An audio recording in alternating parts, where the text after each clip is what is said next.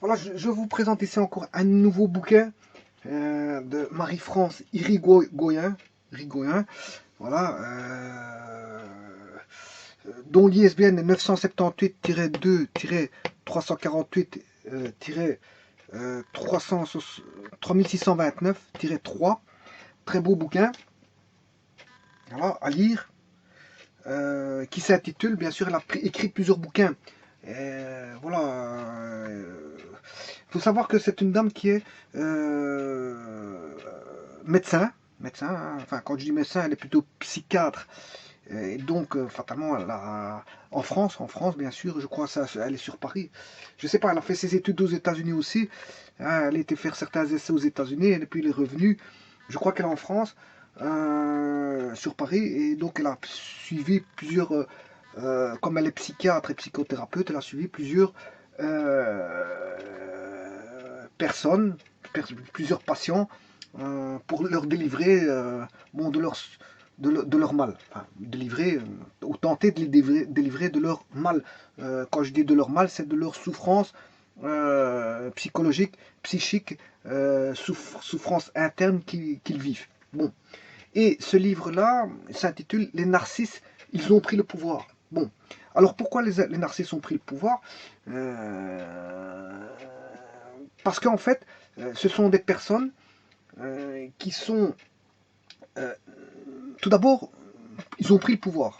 Bon, prendre le pouvoir, on ne prend pas comme ça le pouvoir. Voilà, pour prendre le pouvoir, il faut se battre, ou il faut monter au travers des personnes qui vont, je veux dire, faire monter cette personne-là. C'est l'expérience qui peut faire monter, ou soit ce sont des élus qui vont, qui vont monter grâce au peuple, hein, ou dans une entreprise, au sein d'une entreprise. Quand on parle de pouvoir, c'est un pouvoir pyramidal. Hein. Voilà, c'est comme des échelles, et on monte à l'échelle pour aller, plus vous montez, et moins il y a des personnes, plus c'est restreint en personnes, au niveau du pouvoir. Donc arrivé à un stade, vous êtes peut-être la personne élue au sein de l'entreprise avec le plus grand pouvoir possible. Voilà, maintenant, il se peut que vous n'êtes pas seul. Bon, le bout de la pyramide ici, il y a peut-être 2, 3, 4 personnes. Voilà. Maintenant, attention que dans une pyramide se retrouvent d'autres pyramides. Bon, vous êtes peut-être chapeauté un sommet, mais vous n'êtes pas au sommet des sommets. Voilà, vous êtes un, voilà, je peux entendre par là que si vous êtes au pouvoir d'une société, ben, voilà, si c'est une holding, ben, vous avez un niveau de pouvoir. Et que ce niveau de pouvoir-là, il est peut-être immense, mais il y a peut-être un autre centre de pouvoir qui est au-dessus de vous, bien que vous ayez des grands pouvoirs par rapport au sein d'une entreprise. Voilà, donc ici, pourquoi je parle de ça? Parce qu'en fait, le titre, ce sont les narcisses, ils ont pris le pouvoir, c'est-à-dire ce sont des personnes qui ont une certaine forme de narcissisme. Bon, maintenant, le narcissisme, tout le monde peut en avoir, mais maintenant, il y a celui pour avoir une certaine confiance en soi, ou soit le narcissisme qui va provoquer un narcissisme maladif, c'est-à-dire se mettre en avant. Se mettre en avant. Par exemple, ceux qui sont sur Internet, en général, et qui se créent une vie sur Internet, généralement c'est une forme de narcissisme et une forme de façon d'exister. Voilà, c'est une façon d'exister. Quoi qu'on, tout le monde veut montrer qu'il existe. Hein. Bon, mais maintenant, tout dépend, on va dire, l'échelle, le degré d'intervention sur, sur la façon de se montrer. Voilà. Si on se montre un petit peu, c'est pas pour ça qu'on est un grand narcissique. Bon, il y a les petits narcissiques, grands narcissiques, mais on l'est, narcissique, je crois qu'on l'est tous. Hein.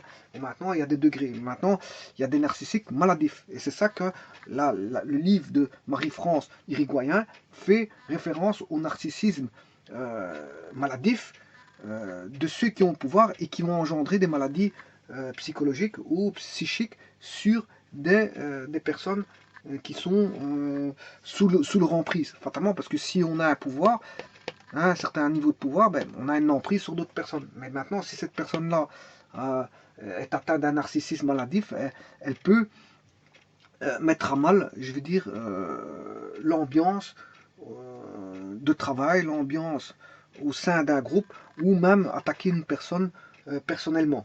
Et donc l'écraser comme si c'était, je veux dire, voilà, écraser comme si c'était, je veux dire, un objet à écraser. Voilà. Et donc, elle en parle convenablement bien parce qu'en fait, elle a fait ses études là-dedans, elle a écrit plusieurs bouquins là-dessus, et elle a suivi beaucoup de personnes qui ont subi ça parce qu'elle est psychothérapeute. Elle est psychothérapeute, elle est psychiatre, elle est médecin. Voilà, et donc elle a fait même des études aux États-Unis en relation avec la victimisation. La victimisation. Voilà. Alors elle a travaillé, je crois, dans un hôpital. Tout ça pour vous dire quoi? Pour vous dire que bon, ce bouquin-là, il mérite d'être lu et que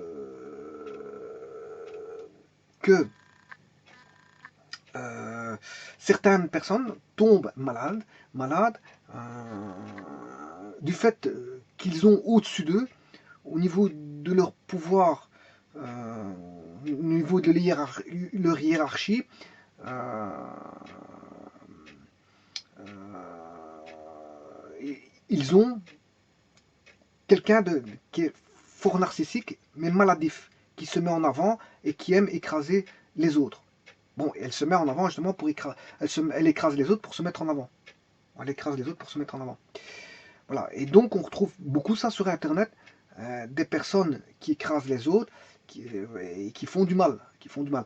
J'appelle faire du mal, ben, c'est écraser les autres, les insulter, voilà, les réduire à moins que rien, de façon à faire un travail psychologique à, à les nuire. À les nuire. C'est ce qu'on appelle nuire une personne.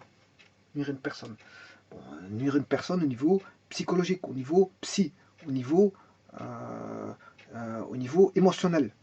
Bon, c'est de casser son élan je veux dire, à l'émancipation.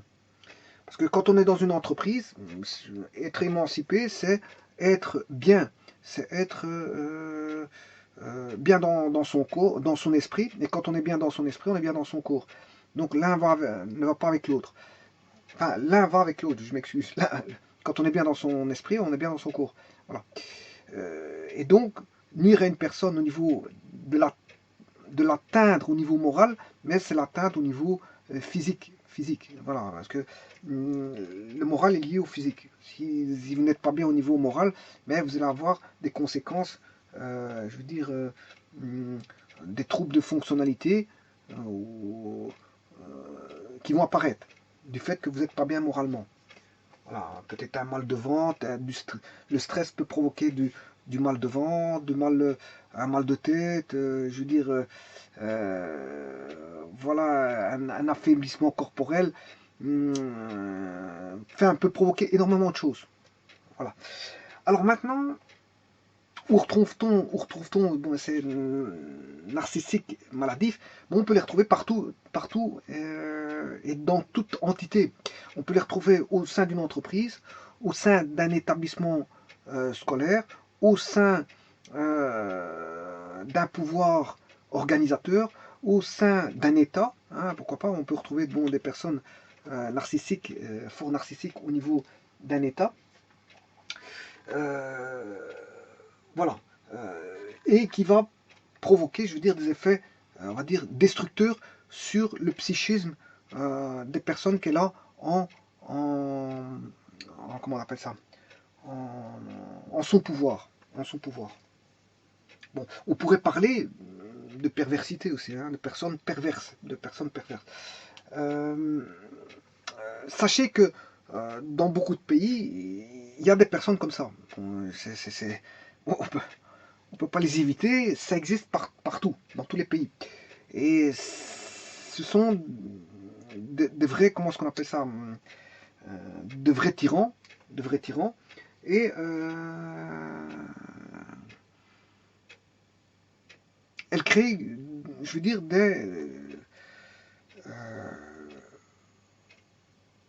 un environnement négatif pour la personne qui est en son, en son pouvoir. Alors, je vous rappelle quelque chose, que ça va créer des maladies psychiques et donc fatalement du stress en relation avec cette tyrannie et qui va faire en sorte que la personne ne va plus aller travailler parce qu'elle va se rendre malade, elle va se rendre chez un médecin qui va consulter et qui va prendre une décision de ne plus faire travailler la personne, de l'éloigner du milieu de travail ou du poste de travail qu'elle occupe, de façon à ce qu'elle puisse se reposer, à réduire ce stress et à, je veux dire, diminuer, je veux dire, faire un, comment est-ce qu'on appelle ça, un échappatoire à sa causalité qui est un tyran au sein de l'entreprise. Par exemple, si je prends une personne au sein d'une entreprise, hein, parce que ça peut être dans un pouvoir organisateur, dans un établissement scolaire, ça peut être tout partout, dans toute entité où une personne a le pouvoir. Alors maintenant, je vais vous dire quelque chose, c'est d'autant plus catastrophique ça, si la personne qui a le pouvoir est alcoolique. Si la personne est alcoolique, ça peut engendrer encore une influence euh, euh, plus importante, parce que la personne qui est alcoolique va être plus franche à dire ce qu'elle pense. Et bon, si déjà ce qu'elle pense en état normal est déjà négatif, mais en étant alcoolisé, je veux dire, c'est pire. C'est pire. Maintenant, vous pouvez avoir aussi des personnes qui sont, et je parle pour tout pays, hein, dans tout pays, parce que bon, voilà, c'est valable pour tous les pays du monde. Si la personne est raciste, bon, elle peut usiter, employer des terminologies racistes pour encore écraser plus une personne de façon à la. Je rappelle que voilà, le harcèlement moral, c'est punissable par la loi. Bon, et je vous rappelle encore une fois que cette dame, qui est psychothérapeute, médecin, Marie-France Irigoyen, est intervenue dans certaines lois concernant le harcèlement moral en France, bien sûr, en France. Voilà. Donc, je vous rappelle que c'est punissable. C'est punissable, le harcèlement moral. Et donc, je vous disais que si la personne qui a pris le pouvoir fait des connotations racistes, voilà, des connotations raciales, ça peut être encore, je veux dire, ça peut, ça peut, elle peut utiliser des connotations raciales, racistes, pour blesser encore plus la personne. Donc la personne peut se sentir encore d'autant plus blessée. Bon, je vous rappelle que le harcèlement moral, c'est quelque chose qui se fait à l'usure. Hein. C'est pas, ça se passe pas en un jour, ça se passe sur des années, voire des mois, voire des années, voire des décennies. Hein. Voilà, on peut harceler quelqu'un sur une vingtaine d'années. Hein.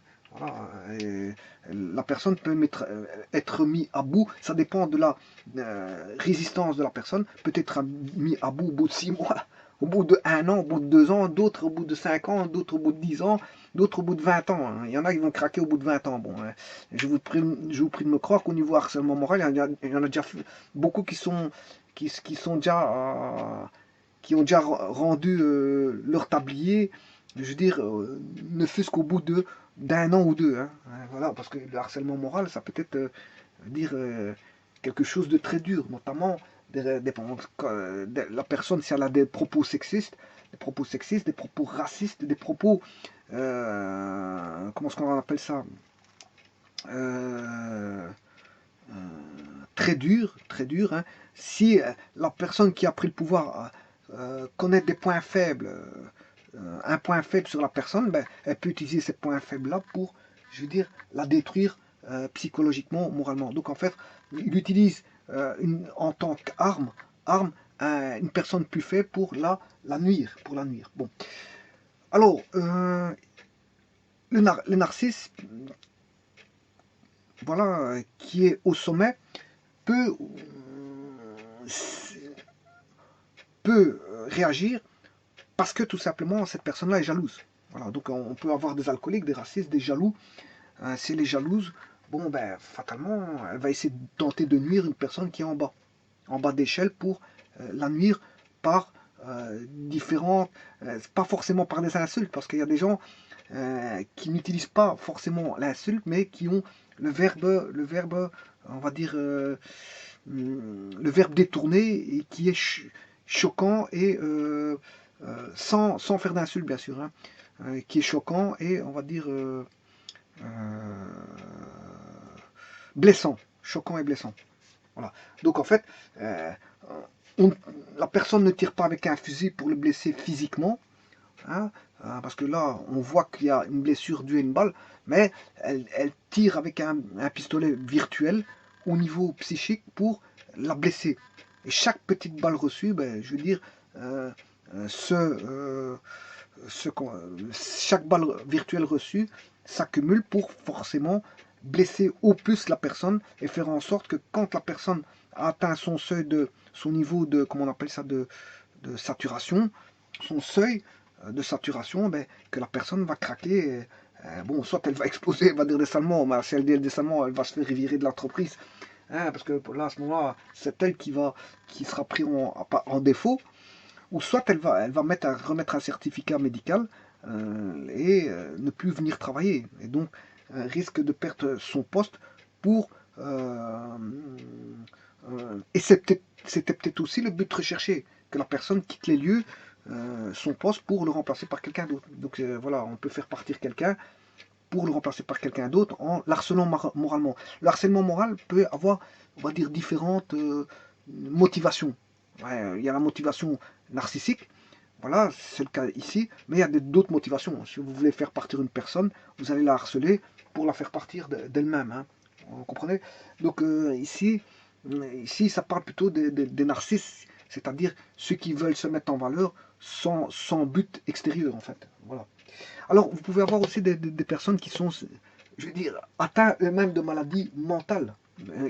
Ils sont atteints de maladies mentales, donc fatalement, euh, elles vont, euh, sans, sans le vouloir, mais du fait de leur propre maladie, blesser d'autres personnes en, en, en ne s'en rendant pas compte du mal qu'ils font.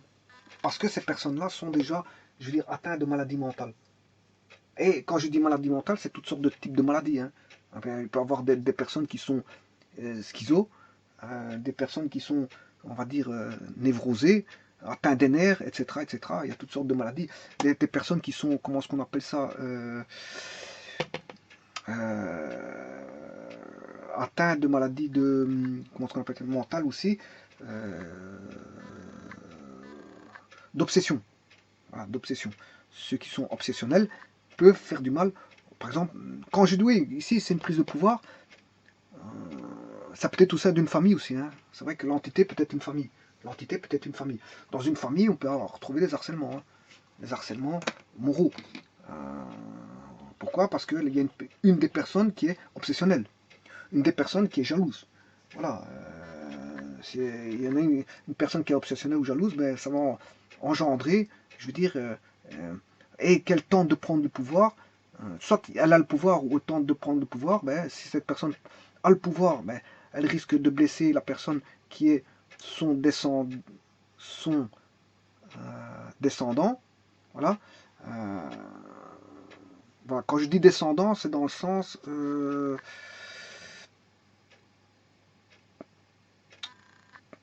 combat de pouvoir. Voilà. Vous pouvez avoir un ascendant et un descendant. Celui qui prend le pouvoir dans une lutte euh, pour le pouvoir familial, ben, on peut avoir l'ascendant qui prend le pouvoir par sa lutte, et d'office, de facto, vous aurez le descendant. Voilà. Maintenant, ça existe beaucoup de luttes de pouvoir dans les familles. Qu'est-ce qui veut commander au sein d'une famille? Commander, ça veut dire quoi commander? Mais ça veut dire prendre toutes les décisions. Hein. Ça veut dire, et quand je dis décision, il y a toutes sortes de décisions, notamment des décisions pécuniaires, c'est-à-dire des décisions d'argent. Hein, quand il faut acheter quelque chose, on n'achète pas ça comme ça, on se met en, voilà, en relation avec, euh, on se met en relation avec la personne avec qui on désire faire un achat. Et voilà, et on achète en fonction de, euh, la négociation des personnes. Voilà. Et s'il y a une personne qui a le pouvoir et qui prend les décisions elle-même, mais ça va choquer l'autre personne. Bon, une fois, c'est pas grave, mais si vous faites plusieurs fois, ça devient, je veux dire, un ascendant. Un ascendant, vous prenez le pouvoir, à chaque fois, vous avez toutes les décisions, vous prenez toutes les décisions, donc vous êtes, vous sentez, je veux dire, voilà, vous sentez le chef de famille, alors que le chef de famille, c'est les deux personnes. Et ça peut aller dans un sens comme dans l'autre. Ça peut être aussi bien l'homme qui peut prendre, qui peut se considérer comme chef de famille, tout comme la femme. Elle peut se considérer comme chef de famille, alors que c'est pas le cas. C'est les deux qui sont chefs. Ça, on oublie assez souvent. C'est les deux qui sont chefs. Il n'y a pas un chef par rapport à un autre. Voilà, donc les décisions se prennent à deux, et donc voilà, parce que là, quand on a une prise de pouvoir, on peut avoir des harcèlements qui peuvent naître au sein de, euh, au sein de la famille, au sein du couple, au sein de la famille. Donc c'est vrai pour les entités familiales, c'est vrai pour les entités d'entreprise, c'est vrai pour certaines entités de, voilà, de régime présidentiel. On peut avoir des narcisses au niveau de certains régimes présidentiels, etc., etc. Voilà. Donc ça c'est valable.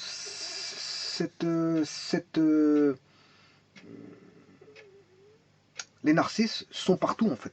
Ils sont partout. Bon, le narcisse maladif bien sûr. Hein. Bien sûr, normalement, ce sont les narcisses maladifs. Parce que, je vous l'ai dit au départ, ce sont... Ouais, le livre, c'est les narcisses, ils ont pris le pouvoir, mais pour moi, ce sont les narcisses maladifs qui ont pris le pouvoir et qui, sous-entendu, engendrent des maux en rapport avec leur pouvoir. Donc, on parle ici de narcissisme maladif parce que tout le monde est narcissique. Hein. Bon, maintenant, il y a des degrés de narcissisme. On l'est un tout petit peu, on l'a à 1%, 2%, 3%, on l'est à 80%. Et là, quand on l'a à 80%, quand est-ce qu'il est maladif? Ben, c'est quand il va causer du tort. Voilà, quand il va causer du tort à d'autres personnes. Maintenant, on peut causer, je l'ai rappelé tout à l'heure, on peut causer du tort sans le vouloir. Bon, par ces paroles, on peut avoir une parole blessante sans le vouloir, mais bon, si ça arrive une ou deux fois, c'est pas grave. Maintenant, il faut surveiller ses paroles, ou alors on a affaire à une personne malade mentale qui ne réfléchit pas à ce qu'elle dit. Elle sort tout ce qu'elle sans le vouloir, parce qu'il y a le voulu et le non voulu. Voilà, ça se discute encore. Voilà, ben, donc ici c'est un livre à prendre en compte et à lire si vous êtes intéressé à ça. Et, et bonne lecture. Voilà, je vous remercie beaucoup.